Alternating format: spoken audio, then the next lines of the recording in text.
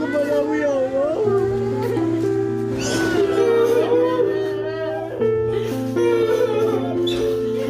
Kasih beribu-ribu terima kasih. Katanya pengen pulang, Om anterin aku pulang. Jangan berisik, bawel lu. Kayak gitu. Gue tabok lu. Gitu. Akhirnya ditabok lah 2 kali, plok.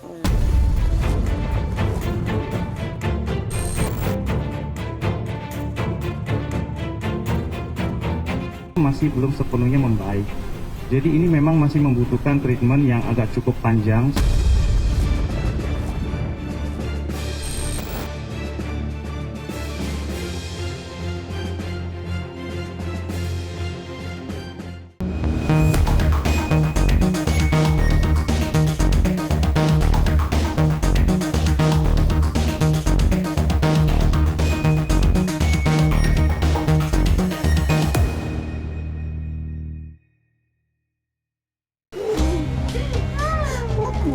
Kepadamu ya Allah.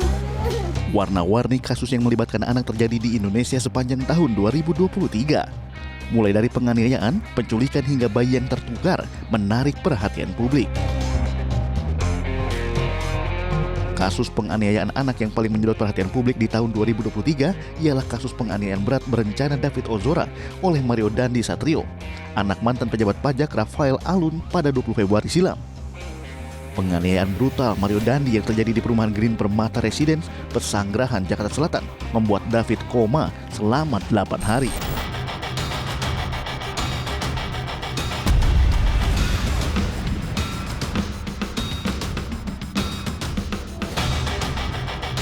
Dalam kasus penganiayaan terhadap David Ozora, 3 orang ditetapkan sebagai tersangka. Mirisnya, 1 diantaranya masih di bawah umur, yaitu AG, mantan kekasih Mario Dandi. AG merupakan pihak pertama yang lebih dahulu menjalani persidangan dan menerima vonis hakim.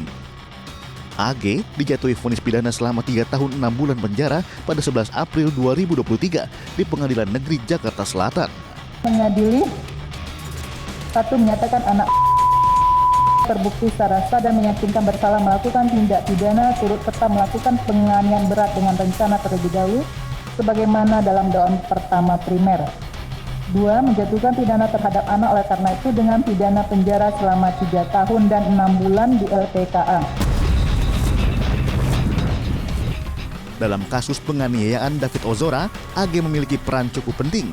Hal tersebut terungkap dalam rekonstruksi yang digelar di TKP Komplek Green Permata Residence, Pesanggerahan, Jakarta Selatan 10 Maret lalu.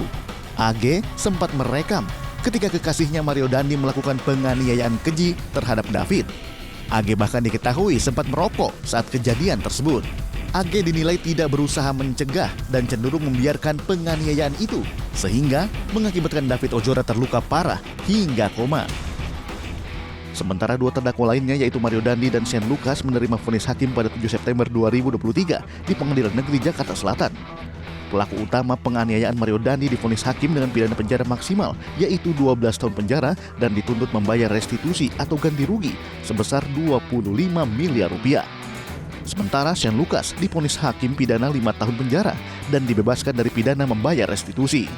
Perbuatan saksi Mario Dandi maupun terdakwa Shane Lucas adalah perbuatan dengan sengaja menghendaki Dylan perbuatan itu menginsapi Rethen akan akibat dari perbuatannya tersebut. Dan dalam tingkatan gradasi masuk ke dalam kesengajaan sebagai maksud offset or make, perbuatan yang menendang kepala dan menginjak kepala anak korban Stalin David masing-masing lebih dari 1 kali adalah dilakukan oleh saksi Mario Dandi maupun terdakwa Shane Lucas yang merekam video tersebut menghendaki akibatnya. Memang berdasarkan pertimbangan tersebut di atas, maka unsur dengan sengaja telah terpenuhi dalam tersebut. Setelah menjalani perawatan selama 53 hari di Rumah Sakit Mayapada, Jakarta Selatan, pada 16 April 2023, David Ozora diizinkan pulang dan dirawat di rumah. Walaupun kita sudah pulangkan hari ini masih membutuhkan treatment yang cukup panjang. Karena dari sisi kognisi atau pikirannya itu masih membutuhkan latihan dan masih membutuhkan untuk pemulihan. Dan motoriknya pun, motorik halusnya masih belum sepenuhnya membaik.